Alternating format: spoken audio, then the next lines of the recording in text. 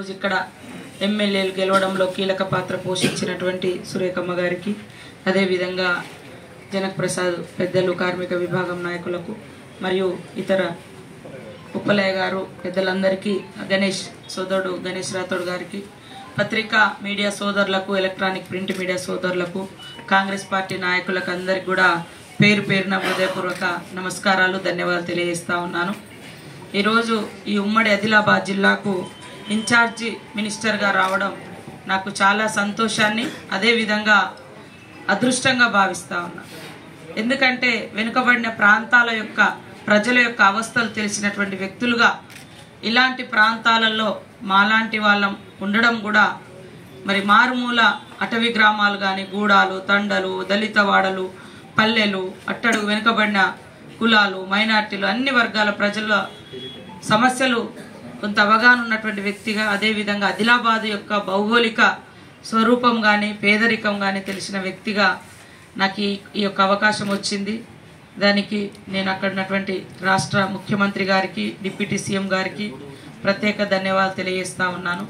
నా ఫీల్డ్ కూడా నేను పుట్టి పెరిగింది ఆదివాసీగా, అదేవిధంగా అటవీ ప్రాంతాల నుంచి ఉద్యమాలలో పనిచేసి ఇలాంటి మారుమూల ప్రాంతాల యొక్క ప్రజల యొక్క జీవన ప్రమాణాలు మెరుగుపరచాలనేటువంటి లక్ష్యంతో ఆ రోజు ఉద్యమాలలో పాల్గొన్నాం. ఆ తర్వాత ఇప్పుడు కూడా మరి వెనుకబడ్డ ఆదిలాబాద్ జిల్లా, ఈ జిల్లాకు ఇన్ఛార్జి మినిస్టర్గా రావడం నాకు నిజంగా చేయాల్సింది చాలా ఉంది.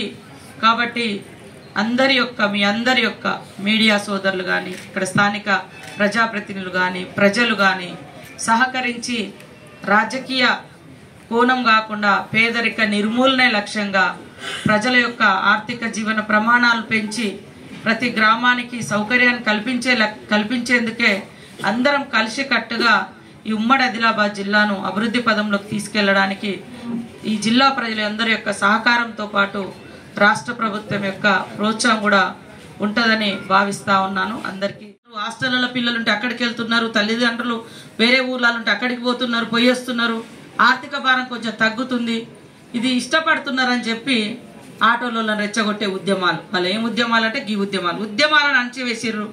బయటికి వస్తే వాళ్ళ గొంతు నొక్కిర్రు.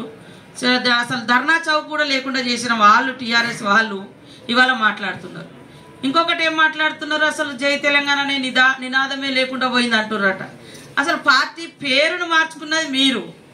తెలంగాణ ఇచ్చి జై తెలంగాణ అనేది తెలంగాణ ఉద్యమానికి, పోరాటానికి అది మనం అందరం వాడున్నాం. కానీ రాజకీయం కోసం, మీ రాజకీయ స్వార్థం కోసం, అధికారం కోసం ప్రజల సెంటిమెంట్లను, ప్రజల త్యాగాలను కూడా, ఇన్ని వందల మంది చచ్చిపోతే ఆ త్యాగాన్ని కూడా మీరు వాడుకొని ఇవాళ పోరాటం చేసినటువంటి కోదండరామ్ గారికి ఎమ్మెల్సీ ఇస్తే కూడా మీరు సహించలేకపోయారు. ఆయన జేఏసీ పెడితేనే కదా తెల్ల కాగితం మీద మీరందరూ కూడా తెల్ల జెండా పెట్టుకుంటేనే కదా ఈ పార్టీ ఆ పార్టీ అని లేకుండా ఉద్యమకారులు, అదేవిధంగా మీడియా అందరు పెద్ద ఎత్తున పోరాటం చేశారు.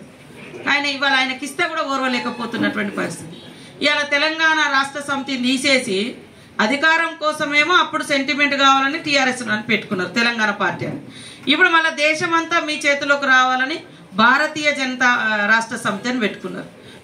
మేమా మర్చిపోయింది. కాబట్టి వాళ్ళు సెంటిమెంట్లతోటి ప్రజల్ని వాడుకొని అధికారంలోకి వచ్చింది వాళ్ళు.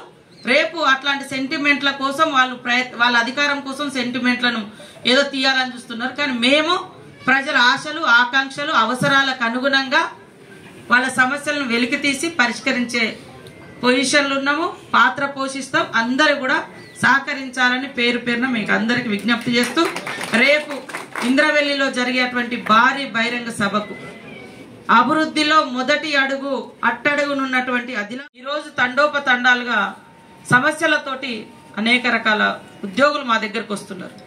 జీతాలు ఇవ్వడానికి కూడా ఇవాళ బడ్జెట్ లేకున్నా కనీసం 5వ తారీఖు లోపైన వాళ్ళకి జీతాలు ఇవ్వనటువంటి సంకల్పంతో మేము పనిచేస్తాము. జీతాలు టైంకు పడితే కనీసం ఆ ఉద్యోగి కరెక్ట్గానైనా ఆయన యొక్క ఉద్యోగ వృత్తిని నిర్వర్తించగలుగుతాడు. కాబట్టి అది కూడా మేము చేయడం జరుగుతుంది. కాబట్టి రాబోయే కాలంలో అంగన్వాడీలను ఫిలప్ చేస్తాం, డ్రింకింగ్ వాటర్ మెరుగుపరుస్తాం, రోడ్డు రవాణా వ్యవస్థను మెరుగుపరుస్తాం. ఇల్లు లేనటువంటి వాళ్ళు అసలు ఎంత ఘోరంగా, ఒకప్పుడు ఇందిరమ్మ ఇల్లు అవి తప్ప ఇంకా వేరే ఇల్లు రాలే. అలాంటి సమస్యలు ఏమీ పట్టించుకోలే మీరు. ఏమన్నా అంటే పెద్ద పెద్ద సెక్రటేరియట్ కట్టినమా, పెద్ద కలెక్టరేట్ కట్టినమా, పెద్ద పార్టీ ఆఫీస్ కట్టినమా? మీ బంగ్లాలు, మనం ఉండే బంగ్లాలు చూపెడుతున్నారు కానీ పేదోళ్ళు ఉండే బంగ్లాలు మాత్రం మనం చూపించడానికి ఏం లేదు, గుడిసెలు పునారెళ్ళిపోతున్నాయి. కాబట్టి ప్రజల యొక్క జీవన ప్రమాణాలను పెంచడం కోసం, వాళ్లకు మంచి నీడనివ్వడం కోసం ఇవన్నీ కూడా మంచి ప్రణాళికతో కాంగ్రెస్ పార్టీ పనిచేస్తుందని, ప్రభుత్వం పనిచేస్తుందని అక్కస్తోటి, ముఖ్యంగా మేము ఇచ్చినటువంటి మొదటి పథకంలో మహిళలకు సంబంధించి ప్రతి ఇంట్లో మహిళ ఉంటారు. దాన్ని ఆ పథకం బస్సు ఫ్రీ బస్సును కూడా ఓర్వలేకపోయారు. మీరు చూసిరు కదా ఎట్లా ఆటో వాళ్ళను, పాపం ఆటో వాళ్ళు అర్థం చేసుకున్నారు. వాళ్ళ ఇళ్ళలో కూడా ఆడవాళ్ళు ఉంటారు. మంచిర్యాల బస్సు ఎక్కితే హైదరాబాద్ పోవాలంటే 500 ఎంతో ఉంటుంది రేటు. మరి ఆటో అయితే హైదరాబాద్ దాకా రాదు కదా, మంచిర్యాల నుంచి వస్తుందా? గల్లీలలో అంటే సరే, గల్లీలలో చాలా ఆటోలకు అవకాశాలు ఉంటాయి, వాళ్ళు నడిపించుకోవచ్చు. వాళ్ళని కూడా మేము అర్థం చేసుకున్నాం. మా మేనిఫెస్టోలో పెట్టేటప్పుడు కూడా ఆటో యూనియన్ వాళ్ళతో కూడా మాట్లాడినారు మా శ్రీధర్ బాబు గారు. ఆడవాళ్ళందరూ సంతోషపడుతున్నారు చెప్పినట్టుగా.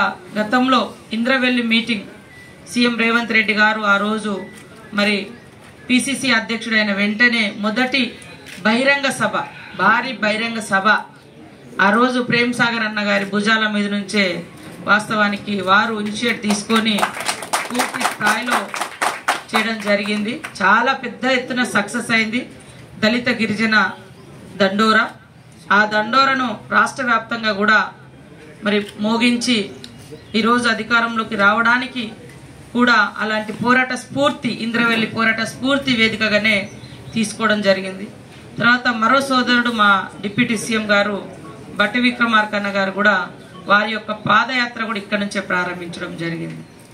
అయితే ఇక్కడ ప్రధానంగా ఎంచుకోవడంలో కూడా వెనుకబాటుతనం ఉంది.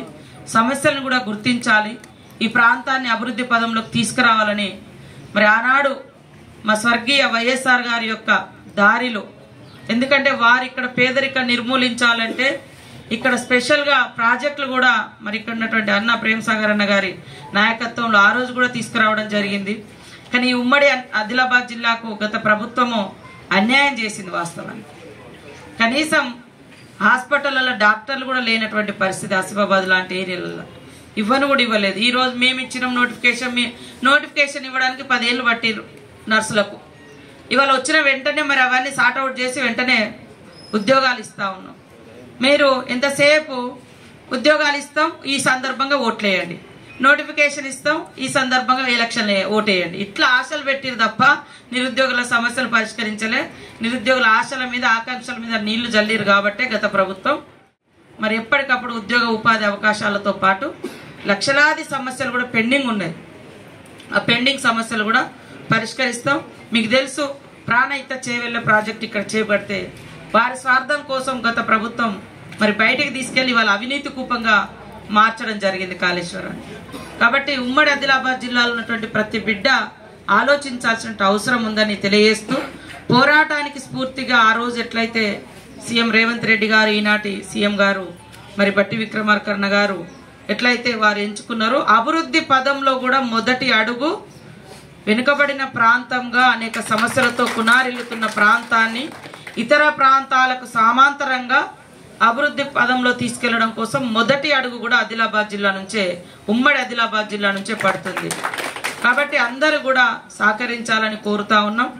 మరి మొదటి పూజ కేశలాపురంలో నాగోబా జాతర దేవాలయానికి పూజలు చేసి 1 గంటకు అక్కడి నుంచి మరి అక్కడ కొన్ని ఫౌండేషన్స్ కానీ అదేవిధంగా మరి ఇనాగ్రేషన్స్ కూడా ఉన్నాయి. ఆ తర్వాత మరి ఉట్నూరు ఇంద్రవెల్లిలోని ఇంద్రవెల్లి అమరవీర్ల స్తూపం దగ్గరకు వచ్చి నివాళులు అర్పించి అక్కడ స్మృతి వనంగా కూడా ఫౌండేషన్ వేయడం జరుగుతుంది. ఆ రోజు మాట ఇచ్చినాం, ఎవరైతే ఆనాడు మరణించిరో ఆదివాసీ ఉద్యమంలో అమరవీరులు వారందరికి కూడా హౌసింగ్ సైట్స్ కానీ, రేపు వచ్చేటువంటి ఇందిరమ్మ ఇండ్లు కానీ, తర్వాత చనిపోయినటువంటి వాళ్ళ పేరుతోటి ఒక స్మృతి వనం కానీ వాళ్ళ పేర్లను ఐడెంటిఫై చేసి స్తూపం మీద రేవంత్ రెడ్డి గారి నాయకత్వంలో కాంగ్రెస్ ప్రభుత్వము మరి డిప్యూటీ సీఎం గారి బట్టి విక్రమార్కన్న గారి యొక్క నాయకత్వంలో కాంగ్రెస్ ప్రభుత్వం ఎంచుకొని మొదటి అడుగు ఇక్కడి నుంచి వేస్తున్నారు. కాబట్టి పత్రికా, మీడియా, ఉమ్మడి ఆదిలాబాద్ జిల్లా ప్రజలు అందరూ కూడా ఈ సభలో పాల్గొని అభివృద్ధిలో వేస్తున్నటువంటి ఈ అడుగుకు మీ అడుగులు తోడవాలని, మీ మద్దతు కావాలని ఇంద్రవెల్లికి తరలి రండి, మద్దతు ఇవ్వండి, పాల్గొనండి అని పేరు పేరున విజ్ఞప్తి చేస్తూ అందరికీ స్వాగతం సుస్వాగతం. ఇంద్రవెల్లి.